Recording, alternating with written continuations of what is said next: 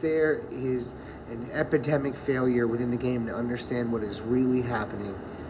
And this leads people who run Major League Baseball teams to misjudge their players and mismanage their teams. You have to bring manufacturing onshore, not even shore, into the core. It's not about the borders, the core of Adidas. And Chicago is the core of Middle America. We have to make Middle America strong. So I had the balls, because I had enough balls to put on this hat. I mean, this Adidas thing made me a billionaire. And I could have lost $200 million walking away from that deal. But even with that, I knew it was more important for me to take the chance of walking away from that deal than to have no fathers in Chicago with no homes. And when we do have prison reformation, because it's habilitation, not rehabilitation, because we didn't have the abilities in the first place. We never had anyone that taught us. We didn't teach us. Exactly, we ain't had no one that taught us, right? So it's more important than any specific deal, anything, that we bring jobs into America and that we provide a transition. What we have out here with drugs is an incredible empire, a corporation, a major underground corporation. And I think the best way to put it out of business is to fight the war on drugs on a new battlefield, the battlefield of profit and money, not on the battlefield of criminal laws, because drug dealers don't respect our criminal laws. Going to jail for them is a nuisance. It's the cost of doing business. I believe right now that what's changed the character of American cities is not the fact that we have addicts or the fact that people use drugs. That alone hasn't changed the character of our city. It's the trade in these drugs. It's the crime associated with it. It's the gangs that are organized for distribution. It's the murders that go on now that are drug-related. And I think that decriminalizing would have the effect of dramatically reducing the crime rates.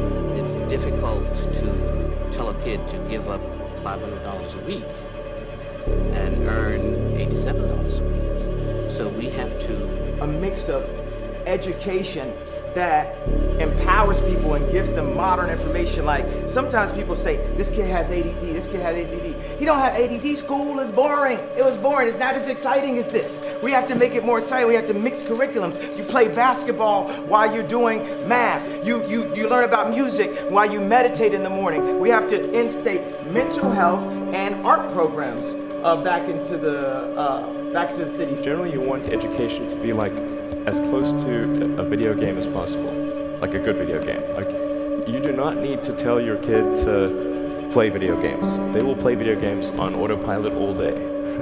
So if you can make it interactive and engaging, then you can make education far more compelling and far easier to do. So you really want to disconnect the whole grade level thing from the subjects. Allow people to progress at the fastest pace that they can or are interested in each subject. It seems like a really obvious thing. Law professor Ethan Nadelman goes further than the mayor. In a series of influential articles, he argues the case for legalizing drugs. And as he explains, that means more than decriminalizing. Decriminalization means taking the severe criminal penalties away from the user, making the penalty for possession similar to being caught, say, with a traffic ticket, but keeping the high penalties on the major dealers. Legalization means that the government controls or the government regulates, taxes, licenses, the entire business. But to go that far with drugs like cocaine and its more addictive derivative, crack, is surely unacceptable.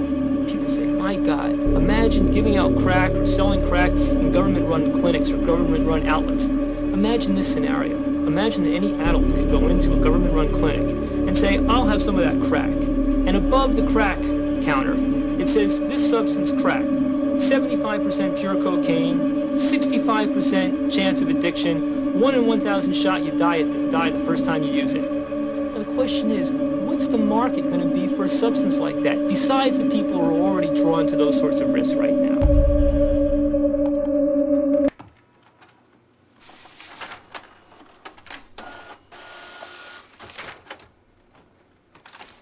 And I'm not out of control, I'm just not in a control.